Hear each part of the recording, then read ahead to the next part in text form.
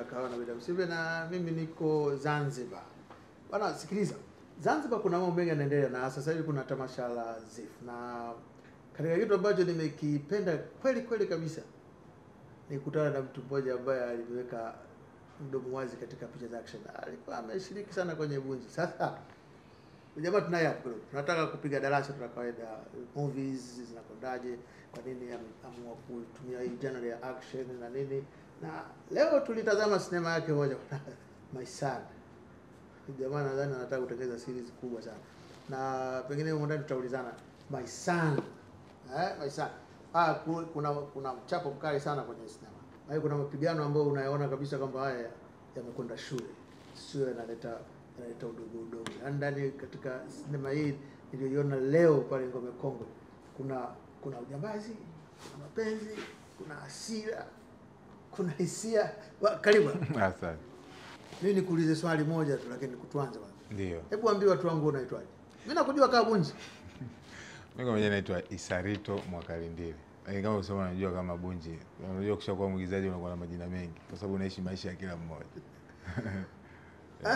Hebu niambie, hivi kumetokea nini lakini? Leo kilichafuka tu pale Ngome Kongwe kama ulivyoshuhudia. Tulikuwa na movie yetu ambayo kwa mara ya kwanza tunafanya screening kwenye hizi tuzo za ZIF. Nimefurahi mwenyewe, ulikuwa mmoja hapo na hope umeenjoy Sana. Yeah, hata mimi nimeenjoy sana. Nitafikiri kwa sio kazi yangu naiangalia yani ile, unaelewa. Hebu niambie yule mwanamke imekuwa kwaje akawa ghafla anajua kung fu, ghafla anajua kupeleka mkono mzuri, ghafla anajua kutumia bunduki. Imekwaje? Mimi sidhani kama ilikuwa ghafla. Unajua mimi nafikiri kila mwanadamu ana maisha yake ambao kuna njia fulani aliipita. Yaani mwanadamu wote kuna njia fulani hivi ya giza ya kishetani ni lazima uipitie ili iweze kushape kuwa mtu fulani uko mbele. Na ukishindwa kuirekebisha vizuri uko nyuma ni lazima ikuhante. Yaani lazima ulipie. Kwa hiyo mimi nafikiri Tracy maisha yake ya uuni huko nyuma aliyafanya, aliona kwamba amemkinai kwamba nao nahitaji kuwa mtu mzuri, ni mtu wa kawaida niishi maisha kama watu wengine, lakini akasahau kwamba kuna past aliacha nyuma ambao ni lazima ilipie, ni lazima imhunt. Kwa hiyo ukija kumwangalia Tracy ni mwanamke ambaye anajibu kutuonyesha wanadamu kwamba kupita kwenye njia ambazo si nzuri, chafu, sio kitu kibaya. Ni lazima upite. Hata dhahabu ilianza kuwa matope, ilisafishwa nini ndio maana inakuwa na thamani. Lakini je, upo tayari kukubali wakati uliopita? Hata kama utakuja kurudia uweze kulipia, upo tayari kulipia? Wewe ndio ulikuwa mpenzi wa Tracy. Mbona ubabe umezidi namna ile vipi? Nafikiri kama nilivyokuambia, kila mwanadamu ana njia ambayo alipitia. Kwa hiyo njia ambayo unapitia ndio ambayo inakushape utakuwa nani mbele. Kwa kuja kumwangalia Jigwa, tunamwona mbabe mkatili kutokana na maisha ambayo yeye aliweza kuishi nyuma.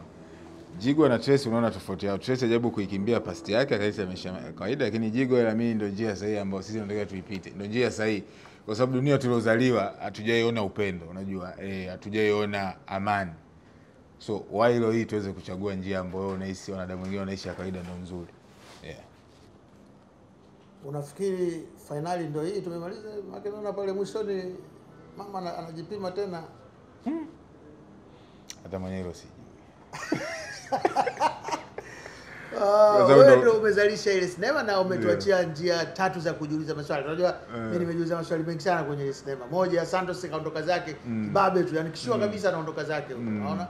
Alafu mdada pale akakuacha, baadaye tukakuona kwingine. Lakini amekuacha pale, mtoto wako ndio shakula chuma na kishaondoka. Na mwenyewe ameshakula vima kibao pale. Unatweta tu pale. Je, umeondoka ama hujaondoka? Tutakuja kugundua baadaye. Lakini swali la pili linakuja, mzee, kuna series inaendelea kwenye sinema au ndio umemaliza? Yani ndio umemaliza kweli sinema ile ama kuna sinema nyingine inakuja juu ya hiyo? Unajua utengenezaji wa filamu ni sio kitu rahisi na sio kitu cha kawaida.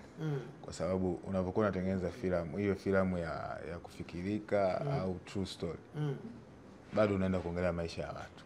Sasa na kama unaenda kuongelea maisha ya watu sio kitu cha kukurupuka. Kwa sababu watu kitu ambacho wanaenda kukiangalia, kuna watu ambao wamekiishi au wengine wamekiona, watu fulani wamekipitia. So ndio wewe makini sana kwenye uandaji. Haijalishi kitu ambacho umeweza kukitengeneza kile swala la filamu, kama umeweza kutengeneza filamu ambayo unajua maybe una muendelezo, basi tu kwa sababu inatakiwa ina mwendelezo uendeleze tu. Kama unaona hakuna story, hakuna haja ya kuendelea kuongeza ili uweze usiharibu na ukauzi audience, unaweza kaishia. Ndio maana mimi nasema sijui kama Maisani itakuwa na mwendelezo.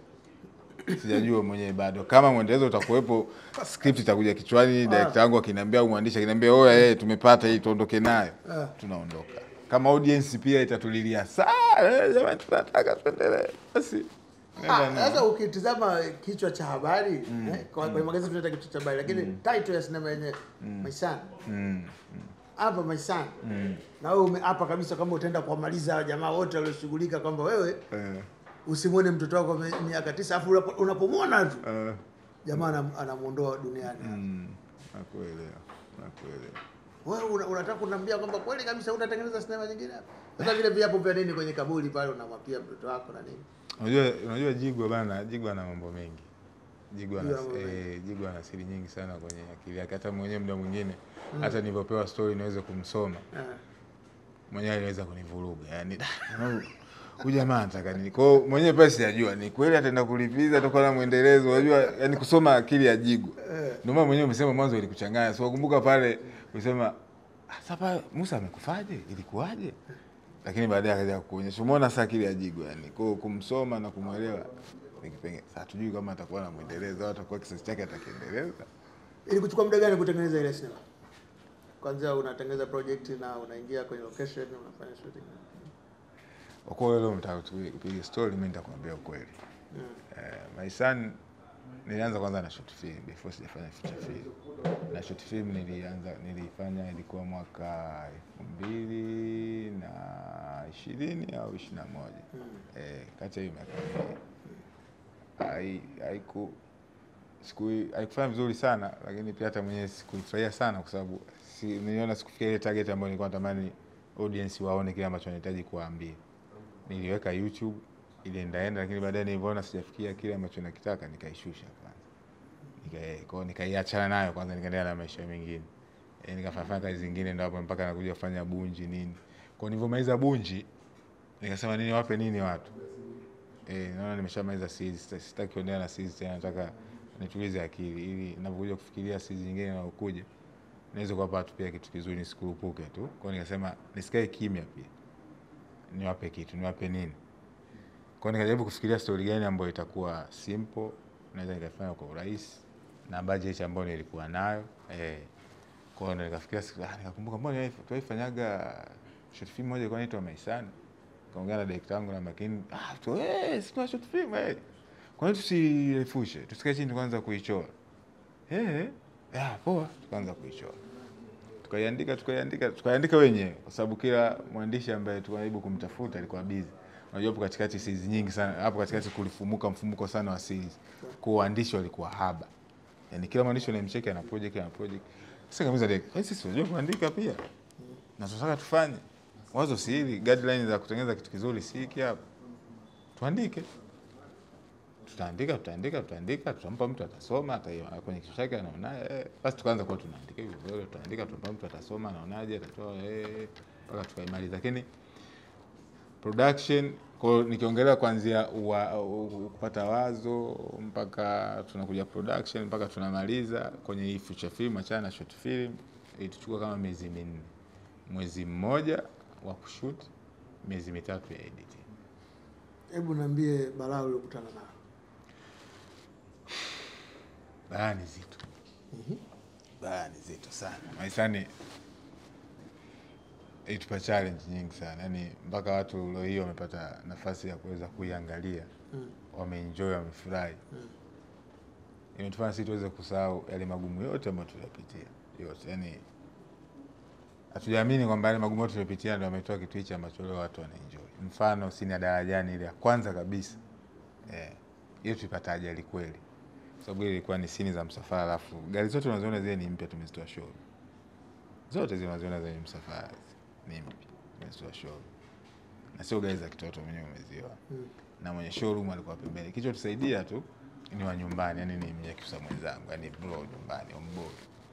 Kwa dereva ambaye alikuwa anaendesha gari ya nyuma na ya kati. Kwa pale tunavyosema kwa sababu sisi tutengeneza kwamba inatoka ukifika pale katikati ya daraja, kuna Trace ulimuona amesimama kwa mbele kuzuia msafara. kwa zile break sababisha huyo wa nyuma akasema akajisahau sio kufunga vizuri akaenda kagonga ile. Kwa hiyo tumeharibu gari hizi. Umeona pale kuna shoti moja unaona kama ile show ya mbele gari moja kama imeharibika hivi yote na hii gari ya mbele. Kwa hiyo ndio hasara ya kwanza. Alafu kwenye daraja tuna kibali cha siku moja. Na daraja na siri ni ya usiku na tulipata na story tunaiandaa tukasema tukiandika mchana darajani itatupa trick sana kwenye shoot. Kwa tunasema tuandike usiku utakuwa free na usiku ni kuanzia saa 5 saa 6. Na kibali chetu kwa sasa mpaka saa 9 tu tumemaliza. Yani kutoka saa 5 mpaka saa 9.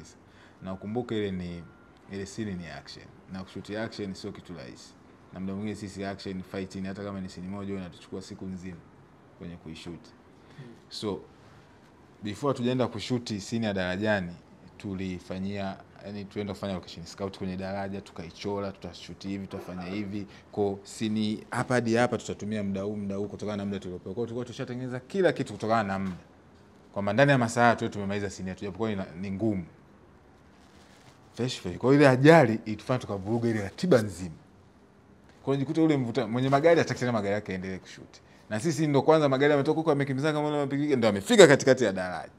Kwa pale katikati ya daraja yakisimama ndo scene yetu inaanza conversation kama ulivyoona pale Jigo akiongea na Kigogo na nini ndo scene nzima sana zile sio magari kukimbizana.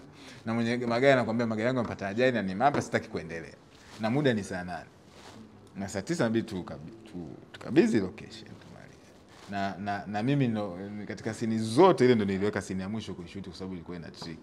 Yani budget yani siku ikimalizika mimi kesho sina kitu. Mwenye gari anatakiwa aondoke na mimi natakiwa nimalize fila. Na crew nilionao ni kubwa ni pale darajani nyuma yani crew ni watu kama 20. Kwa hiyo watu kama wote. Na wengine hawajazoea vitu kama hivyo location. Unajua location inatokea vitu vingi hawajazoea. Kwa crew nao wengine ni wale intern wanakuja kujifunza kwa shavurugu. Kwa hiyo mimi natakiwa ni shoot niigize mwenye magari anatuambia tutoke. Sasa mchezo ulikuwa kwa sababu yule hamna mtu anaweza kumtuliza zaidi yangu kwa sababu ni brother nyumbani. Na wengine wote hawamjui.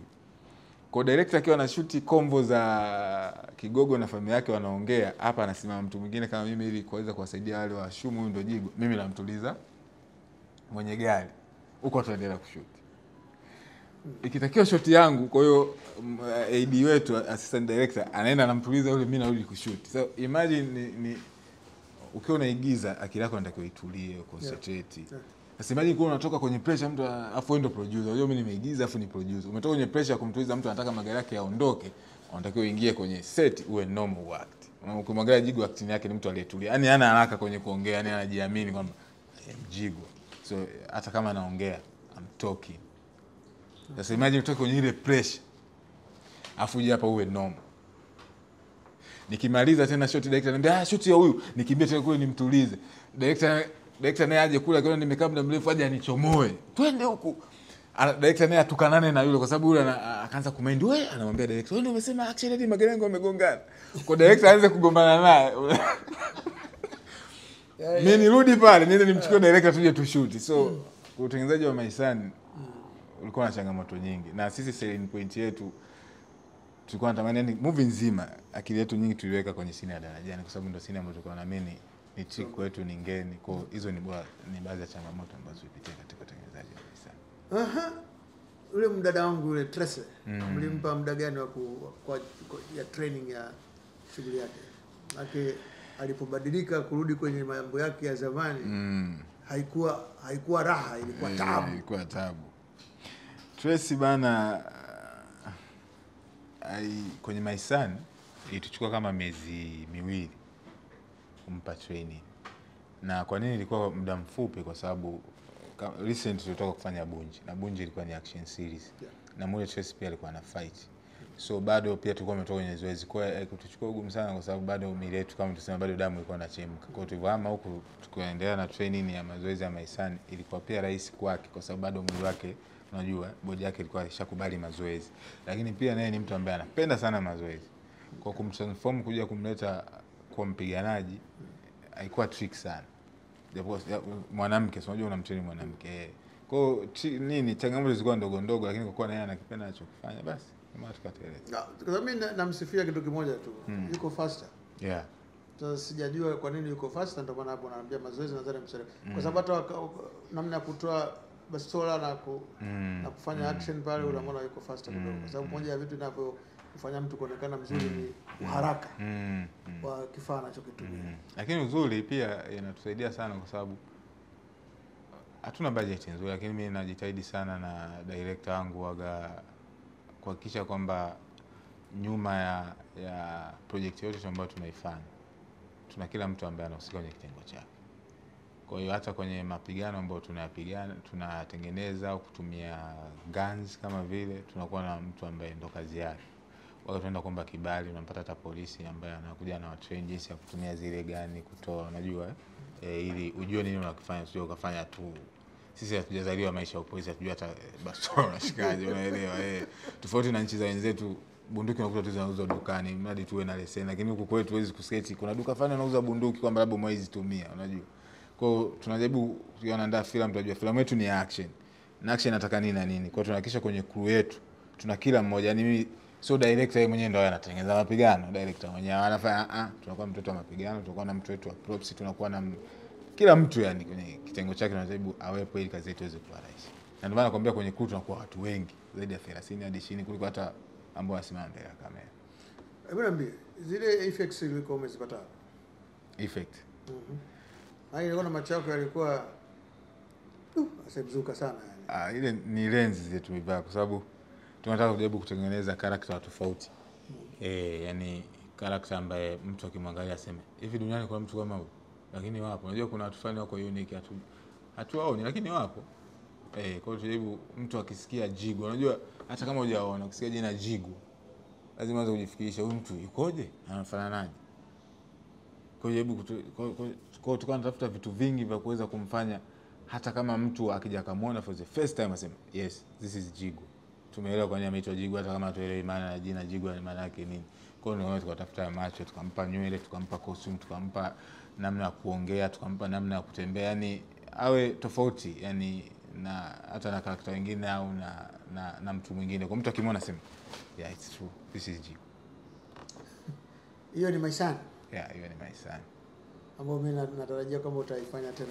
Wewe acha masuala yako, utakarabati, umetuachia maswali matatu pale. Mbona lazimisha sana tuifanye mwende? Kwa nini tuseme tufanye movie nyingine tukukoshe?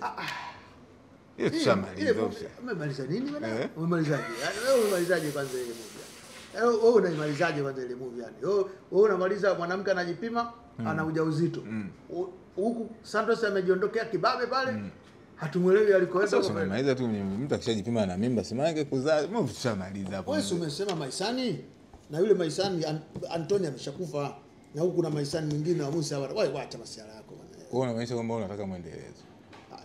Yaani ningeipenda kweli kuna wazungu wanatengeneza mavitu hayo. Speed 1. Yeah. Speed 2. Interaction. Speed 3. Heaven. Sisi kwani tusitengeneze? Unaipa tu title pale. Unaipa title tu. Mtu anakumbuka kwamba kuna kitu fulani. Sasa jamani, kwani sisi hatuwezi?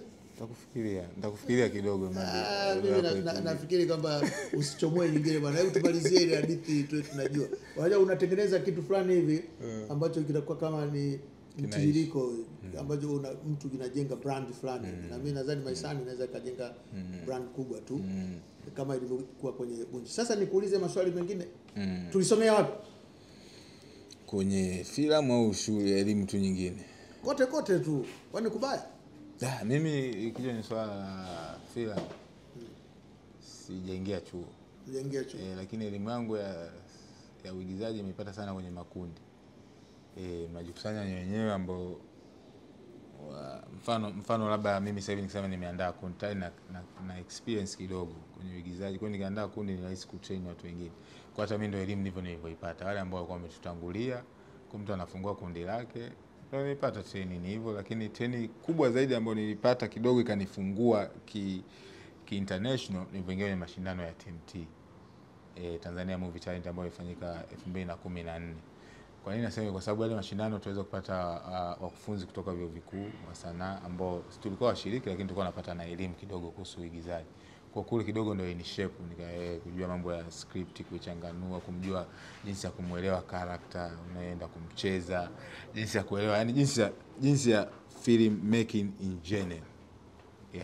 Nilipata TMT elimu kwa ukubwa international. Na ulikozaliwa? Mimi Nyakyusa, nimezaliwa Mbeya, Tukuyu, Mwakaleli, lakini kwa pale mjini naishi airport ya zamani. Ndio niko pale. Na unafikiri tuna future yote kwenye industry yetu? Future kubwa ipo. Kwa sababu kama vijana kama sisi tu ambao tunainuka sasa hivi tunathubutu kufanya vitu vikubwa kama hivyo ambavyo nyinyi wazee wetu mmetutangulia, mnaelewa industry na mnaona kwamba tuna kitu. Unajua kumweka filmmaker ambaye amewatangulia afu ana exposure kubwa kuliko wewe na akakipenda kicho ukifanya, akaona this is good, kwa nini dunia ikataa? Kwa Tanzania future tunayo, hasa tukiendelea kupata nafasi vijana damchanga kama sisi, yani sisi vijana tukiendelea kupatiwa nafasi, na sisi vijana sio kupatiwa nafasi, hata sisi tuonyeshe, kwa sababu nafasi ndio mwingine haiji tu, lazima watu wajue una haki ya kupewa nafasi. Kwa mimi nafikiri vijana ambao tunaamini tuna uwezo wa kufanya, tufanye ili kuonyesha, yani tuonyeshe, tufanye. Wakati utafika tutaondoka, lakini pia sio tufanye tu. Tuwe na elimu pia tunachokifanya. Kwa sababu soko sasa hivi, dunia sasa hivi ipo kiganjani. Kwa soko sasa hivi tutatumia lugha nani kidogo, yani liko uchi. Yani wewe. Kwa sababu kama ni kiganjani muda wote mtu unajua tofauti na zamani tulikuwa na TV tu moja au mbili. Kwa soko lilikuwa tough, yani kupenetrate ilikuwa ni ngumu. Lakini sasa hivi ni wewe tu. Yani wewe fanya content yako, weka hapo, watu wanaiona. Kuja na kwa future ipo kwa soko la Tanzania. Ni sisi tu kujitambua, yani kuamka na kuendelea kufanya. Ni sisi tu kuendelea kufanya. Na kuna uko Zifu hapa. Unaweza ukaniambia kwa nini? Pamoja na kwamba umeonyesha filamu yako Zifu. Nini hasa wewe unakiona kwamba Zifu inacho na wewe unakihitaji? Soko. Soko. Elimu. Yani mbali tu unakuja hivi before hata hiyo siku ya awards, tuna hizi siku 5-4 nyuma before siku ya tukio kuna hizi workshop, unajua kuna workshop tofauti. Kwa unavyopita huko unapata elimu zaidi, yani mbali tu mimi si enjoy tu kuja filamu yangu kuonekana. Hapana, na enjoy pia kwa sababu nazidi kukuza mindset na nakutana na watu wapya kutoka sehemu tofauti, kwa sababu Zifu inatukutanisha na watu tofauti kutoka nchi tofauti. Filmmaker kibao ambao wenyewe wanaingiza kazi zao, ambao wakubwa wengine hata mimi sijaanza kuwa producer, sijapata hiyo nafasi nzuri kwenye TV, nilikuwa naona kwenye credit ambao kazi zao kubwa, lakini leo hii nakutana nao kwenye Zifu. Leo hii nakaa nao sehemu moja, wanaangalia project yangu, wana appreciate. Kwa yani Zifu inatufungulia mlango mmoja mkubwa sana. Mwaka jana kama nilivyosema, mimi mara ya kwanza kuingiza project yangu Zifu ni Bunji. Umeelewa? Japokuwa sikuchukua tuzo hata moja, lakini nilipata exposure kubwa. Hiyo exposure ndio ilinipa hasira ya mimi kuleta tena kazi mwaka huu. Kwa hiyo mpaka nimerudi tena, basi kuna manufaa makubwa ambayo napata. Ndio maana nasema Tanzania mwanga upo, ni sisi tu kuthubutu kufanya. Yani tufanye, na tukifanya tusikane navyo, tuviachie vionekane. Yani achia, hata kama kwa muda huu tupata income, iache iende. Unajua filamu bana, au kama sasa tunasema utandawazi uogope, yani upo tu. Kwa filamu yako ukiiweka pale itauzika tu, hata kama sio mwaka huu, hata mwakani, hata sio kama na filamu ikishauzika tu, ikauzika vizuri, utakula maisha yako shakwenda vizuri. Unafikiri kwamba siku zinatosha kweli za kukaa hapa na kujifunza hizo siku 5? Mimi nafikiri inatosha. Inatosha kwa sababu lengo la elimu ambayo tunaipata hapa sio ile from the scratch, kwa sababu wanaamini mpaka umeleta project yako kuna awareness style ambao unayo. Kwa hapo wanakuja wanakubrush. Alafu tuna vingi vya kufanya. Kwa tukikana sana darasani, wakati huko muda tulikuwa na muda wa kukaa darasani, hatufanya vitu vingine. Kwa mimi nafikiri siku 5 hizi za kujishape na kukutana, kubadilishana mawazo, hiyo nini inatosha. Haya, wewe kwenye mpira unapenda timu gani? Naona una mavazi kidogo. Kwenye mpira bana, mimi kama vazi uliona nimelivaa. Juzi umepigwa. Ndugu yangu, sikumbushe machungu. Yani mimi nikaanza kulia nikasahau baisali. Yani ila sawa, ndo mpira, ndo game. Tafanyaje ndo game. Unapigwa moja, napenda tunapigwa ya pili, shuti. Namna gani bwana? Simba tutakufa naye. Simba tutakufa naye. Unafikiria kwamba siku moja tutatengeneza movie yote inayohusiana na mambo ya soka ama?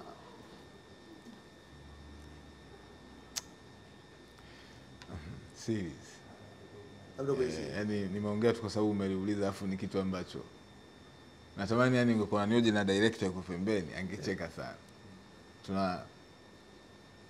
Ndio maana nikwambia baada ya kumaliza Bunji nimeamua kuchukua break kidogo kwa sababu natamani kufanya kitu kama hicho. Na kushongelea mpira, unajua mpira.